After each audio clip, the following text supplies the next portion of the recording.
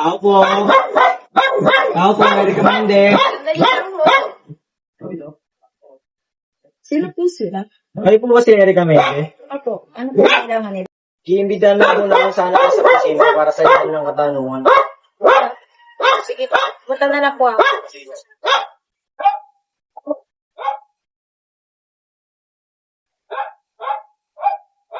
So, tayo, maganda umaga. May pumunta kasing polis dito eh.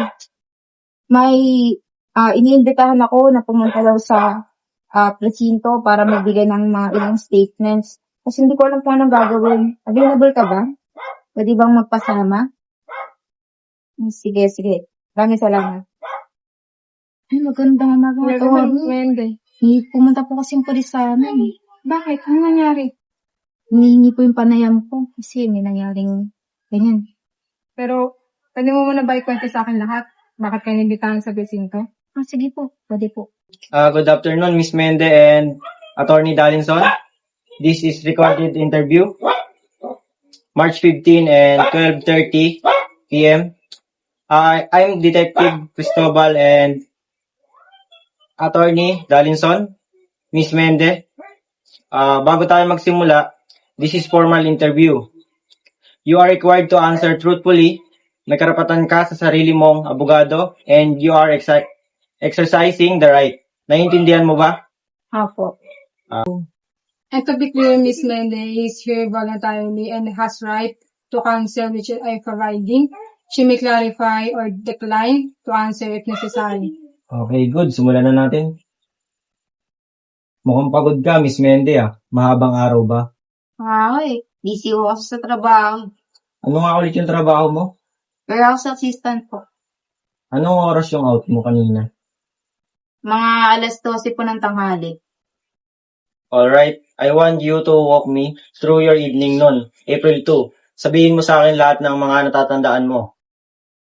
Umuwi lang ako. Nagstay lang ako sa bahay. Hindi ako lumabas nun. Sa bahay ka lang? Sigurado ka? Apo. May makakapag-confirm ba niyan? Wala po. Mag-isa lang ako sa bahay.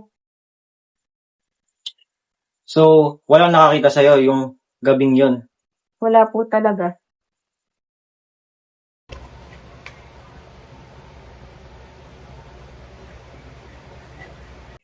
Miss Mende, natatandaan mo ba yung binigay mong written statement noong April 2? Apo. Matatandaan ko po. Pirmado mo ba yon? Apo, pirmado ko.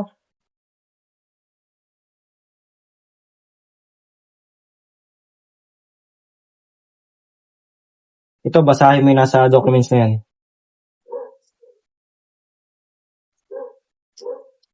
Miss Mende, basahin mo ng malakas. Andun ako sa eskanita na nangyari yun. Statement mo yan, di ba? Opo, pero Sabi mo sa akin kanina, nasa bahay ka lang buong gabi. So, tatanungin kita ulit.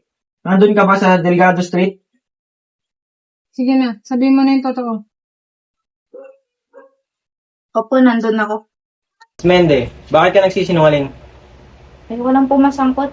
Natatakot kasi ako. Sangkot ka na. You are already involved na. Ilagay mo yung sarili mo sa scene.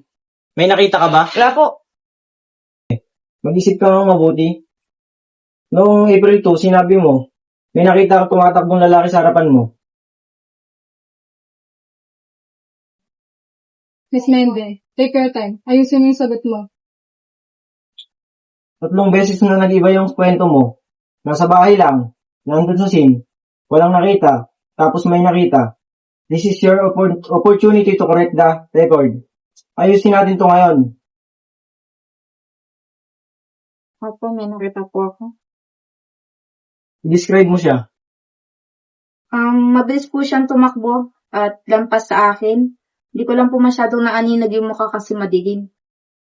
Pero may nakita ka talagang tao. Opo, meron po talaga. So, let's be clear. Nandun ka sa Delgado Street, nakita mo ang bahagi ng insidente at itinago mo ang impormasyon sa amin, tama ba? Tama po. Lahat ng sinabi mo ngayon ay katotohanan na. Opo, totoo po lahat. Alright. For the record, the witness has correct prior to inconsistent statement and alleged presence.